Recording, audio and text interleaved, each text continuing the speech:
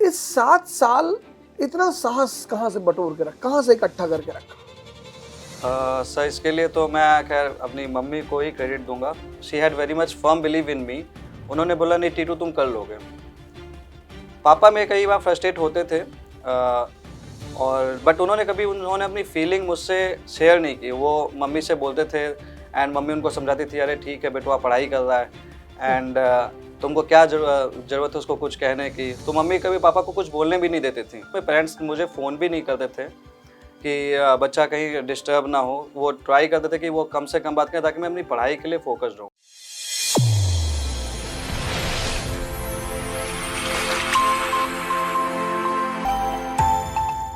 नमस्कार, मैं Avadh Ojha, world history faculty next IAS, और आज हमारे साथ हैं मिस्टर नीलेश कुमार सिंह। आपका बहुत बहुत स्वागत है हमारे साथ। Thank you sir. सिविल सेवा हर साल बहुत सारे सितारों को, स्टार्स को पैदा करती। उसके लिए वजह स्टार शब्द का इस्तेमाल मैंने क्यों किया, मैं इस पर अभी आऊंगा। उसमें से हमारे सामने एक सितारे बैठे हुए हैं, नीलेश जी। इनकी कहानी इतनी रोमांचक है और प्रेरणादायक भी। सबसे महत्वपूर्ण पहलू कि आईएएस की प्रिपरेशन करने से पहले ये खुद ईडी में सेवारत थे। वहां से आए, 7th अटेम्प्ट। कितना साहस, कितनी शक्ति, मतलब एक गाथा है ये कि इस सर्विस के प्रिपरेशन में किन किन चुनौतियों को इन्होंने देखा होगा, किन किन संघर्षों का सामना किया होगा। तो आज हम एक बृहद स्तर पर इनसे बात करेंगे। नीलेश जी, बहुत बहुत बधाई थैंक यू सर। इस सेवा में क्वालिफाई करने के लिए। पहला सवाल, जब आपने अपनी जॉब छोड़ी और तैयारी करने का फैसला लिया तो कैसी कैसी प्रतिक्रियाओं का सामना करना पड़ा? सर उस टाइम पे जब मेरा सिलेक्शन हुआ था, जब मैंने अपनी जॉब ज्वाइन की थी तो मेरी रैंक 37 थी। तो there was a very positive atmosphere क्योंकि इन्फोर्समेंट डायरेक्टरेट में मैं वर्क करता and as per the seniority list मैं पहला बंदा था जिसने इन्फोर्समेंट डायरेक्टरेट एसएससी के एग्जाम के थ्रू चूज किया था। सो बहुत ही पॉजिटिव एटमॉस्फेयर से स्टार्ट किया था मैंने। घर वाले दे वर वेरी मोटिवेटेड कि नहीं अब मेरा बच्चा सिविल सर्विसेज निकालेगा। तो स्टार्टिंग बहुत अच्छी रही and then I saw different phases जब मेरा नहीं हुआ and so this thing continued. एक सम्मानित नौकरी छोड़कर या उससे बाहर निकलकर एक दूसरी सेवा में जाना, यह स्वयं अपने आप में एक बहुत ही साहस का प्रतीक है। चलिए, इन्होंने एक निर्णय लिया और आज जो उस मुकाम पर पहुंचे, इन्होंने लक्ष्य को हासिल कर लिया। लेकिन दूसरी सबसे अहम बात इनके बारे में है कि इन्होंने, he is a man who is a self made man. मतलब तैयारी खुद से ही की है, तैयारी का एक लंबा सफर खुद से ही पूरा किया है। ऐसे बड़े सारे कॉम्पिटिटर्स हैं जो बाहर नहीं आ सकते, तैयारी करने के लिए बाहर नहीं आ सकते, कोचिंग नहीं आ सकते। तो उनसे आप क्या कहना चाहेंगे? मैं आपसे यही कहना चाहूँगा कि if you have made up your mind and देखिए ऑनलाइन गाइडेंस तो अवेलेबल है। लोग क्या करते हैं, जो मैंने स्टार्टिंग में गलतियाँ की थी कि मैं एक ही जो सब्जेक्ट होता था तो कई जगह से पढ़ने लगता था। तो अगर आप सब्जेक्ट कोई भी सब्जेक्ट है like history spectrum I think modern India के लिए मोर देन सफिशिएंट है। अगर आप एक सब्जेक्ट को एक ही जगह से पढ़ते हैं तो आप ज़्यादा अच्छा परफॉर्म कर सकते हैं। तो मैं इस अथाह समुद्र में खो गया था। लाइक हर सब्जेक्ट के लिए मैं मल्टीपल बुक्स पढ़ रहा था। तो वो गाइड की जगह मेरे साथ मिसगाइडेंस हो गया मेरे लिए, क्योंकि मैंने स्टार्टिंग में क्या किया कि जो भी टॉपर्स आते थे, मैंने शुरुआत के 10 टॉपर्स जैसे देखे, उनकी जो भी स्ट्रेटेजी थी, मैंने सोचा कि 10 की स्ट्रेटेजी फॉलो करते हैं, मिक्स करते हैं, that will be world class strategy. Ultimately वो चीज़ मुझे बहुत ज़्यादा नुकसान पहुंचाई थी स्टार्टिंग में। सो अगर आप तैयारी करने की सोच रहे हैं and you want to prepare, आपका जो सोर्स है ना वो बहुत ही लिमिटेड होगा, तो आप बहुत जल्दी इस एग्जाम को क्रैक कर पाएंगे। ठीक है, शुरुआत कहां से करें? जिनको कोचिंग नहीं करना है, बाहर नहीं आ सकते, वो कहां से शुरुआत करें? शुरुआत आप अपनी एनसीईआरटी से कर सकते हैं। एनसीईआरटी में बेसिक्स बहुत अच्छा दिया हुआ है, तो आप एनसीईआरटी से शुरुआत कर लीजिए एंड उसके बाद फिर अलग अलग सेगमेंट्स हैं। लाइक हिस्ट्री के लिए spectrum I believe it is the best. Old NCERTs for ancient and medieval. उसके अलावा ज्योग्राफी के लिए आई फॉलोड एनसीईआरटी ओनली। उसके अलावा इकोनॉमिक्स के लिए I followed NCERT and polity के लिए आई फॉलोड लक्ष्मीकांत। एंड उसके अलावा मैं टेस्ट सीरीज जरूर लगाता था, तो टेस्ट सीरीज आपको थोड़ा सा एक गाइडेंस देती है। बट यहाँ पे मैं आपको एक चीज़ जरूर कहना चाहूँगा, you are preparing for UPSC not for the coaching. So उस टेस्ट में कई बार आपके जो मार्क्स कम आते हैं तो उस पर डीमोटिवेट नहीं होना है। मेरे बहुत ही गंदे नंबर आते थे, कई बार मुझे 37 38 आउट ऑफ 200 मिलते थे। तो वहाँ पे आपको ये नहीं डीमोटिवेट होना है कि मैं यहाँ पे अच्छा नहीं कर पाया तो शायद वहाँ पे ना कर पाऊँ। यूपीएससी में आपको परफॉर्म करना है, आपको मेन आपकी तैयारी उसके लास्ट के पेपर्स के अकॉर्डिंग ही होनी चाहिए। आप कोचिंग के लिए तैयारी नहीं कर रहे हैं, इस लाइन को सुनिए। आप कोचिंग के लिए तैयारी नहीं कर रहे हैं, आप सिविल सर्वे के लिए तैयारी कर रहे हैं। इसलिए कोचिंग्स में अगर आपके नंबर कम आ रहे हैं तो वो एक इंडिकेशन है कि आपको अपनी तैयारी में सुधार करना है। बहुत अच्छा नीलेश जी, लेकिन मेन प्रश्न मेरा ये है, मुख्य मुद्दे पर हम आते हैं। 7वें अटेम्प्ट में सिलेक्शन, 7th अटेम्प्ट, मतलब कम से कम 7 साल। Yes sir. इस 7 साल इतना साहस कहां से बटोर के रखा, कहां से इकट्ठा करके रखा?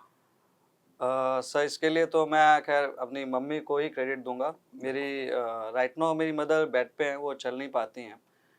And but she was very much, she had very much firm belief in मी।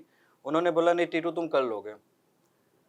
पापा में कई बार फ्रस्ट्रेट होते थे, और बट उन्होंने अपनी फीलिंग मुझसे शेयर नहीं की। वो मम्मी से बोलते थे एंड मम्मी उनको समझाती थी, अरे ठीक है बेटवा पढ़ाई कर रहा है एंड तुमको क्या जरूरत है उसको कुछ कहने की। तो मम्मी कभी पापा को कुछ बोलने भी नहीं देती थी कि कहीं वो परेशान ना हो। और मम्मी कई बार मुझसे बात करना चाहती थी, मेरे पेरेंट्स मुझे फ़ोन भी नहीं करते थे कि बच्चा कहीं डिस्टर्ब ना हो। वो ट्राई करते थे कि वो कम से कम बात करें ताकि मैं अपनी पढ़ाई के लिए फोकस्ड रहूँ। उसके अलावा मेरे दोनों बड़े भाइयों का नो डाउट मतलब उन्होंने बहुत ज़्यादा सपोर्ट किया। बड़े भैया ने कहा कि तुम पढ़ाई करते रहो, रूम अच्छा लेके रखो, अगर तुम्हें कुछ पैसे की कमी पड़े तो मैं देख लूँगा। मंजिल वाले भैया ने मम्मी को संभाल के रखा, क्योंकि एक मदर को जो आपको होता है कि केयर के लिए वो 24 घंटे अवेलेबल थे मंजिल वाले भाई। तो मेरी फैमिली का बहुत ज़्यादा कंट्रीब्यूशन रहा है। And along with the teachers जिन्होंने मुझे स्कूल में पढ़ाया। एंड जो कॉलेज के टीचर्स से मैं बहुत ज़्यादा टच में नहीं रहा था, बट स्कूल के टीचर्स ने जो मेरा मतलब एक सपोर्ट रखा था उन्होंने हमेशा से, और उन्होंने गाइड किया था मुझे, तो उस चीज़ ने बहुत ज़्यादा हेल्प की है। कुछ फ्रेंड्स भी हैं जिन्होंने मुझे तैयारी के दौरान बोला कि आपका हो सकता है लाइक 7th अटेम्प्ट में I have a friend Ashwini. अच्छा अच्छा। तो मेरा सोशियोलॉजी ऑप्शनल मैंने इसी साल चेंज किया था। I had the philosophy earlier and मेरा सोशियोलॉजी तैयार नहीं था। इस 2.5 महीने 2 से 2.5 महीने का जो मुझे टाइम मिला था, I was very much initially मेरा सिलेक्शन के बाद आई वाज इनिशियली फ्रस्ट्रेटेड कि मैं 2.5 महीने में सोशियोलॉजी कैसे करूँगा।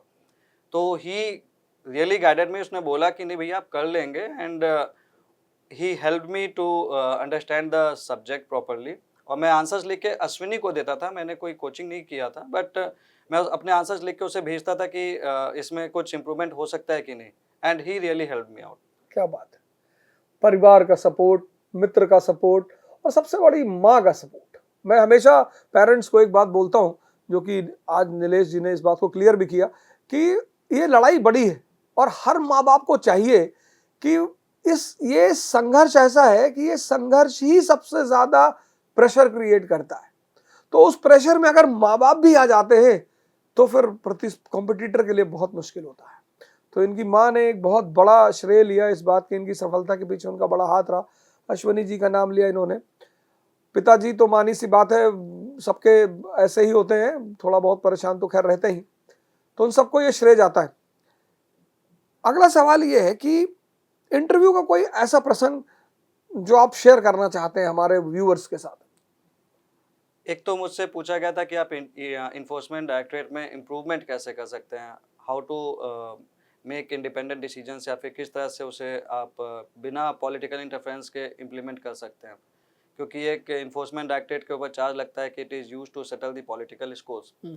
सो वहाँ पे मैंने एक एग्जांपल दिया था कि I said that our chief justice of India, उन्होंने एक सजेशन दिया था कि there can be independent body जो कि सीबीआई इन्फोर्समेंट डायरेक्टरेट और अदर इन्वेस्टिगेटिव एजेंसीज हैं वो उनको केसेस असाइन करें एंड उन केसेस को एक ही एजेंसी पूरी तरह से हैंडल करें, क्योंकि करेंटली क्या होता है कि कोई भी केस होता है तो उसी केस को सीबीआई भी हैंडल करती है, उसी केस को ईडी भी हैंडल करती है, उसी केस को एसएफआईओ भी हैंडल करती है। तो इसके चलते क्या होता है, एक तो विक्टिमाइजेशन होता है, एक ही पर्सन अलग अलग एजेंसीज के आगे पीछे होता है एंड एजेंसीज पे भी चार्ज लगता है फॉर द हैरेसमेंट, जो कि ऐसा नहीं है। एजेंसीज अपना काम पूरी ड्यू डिलिजेंस करती हैं, but you know there are charges.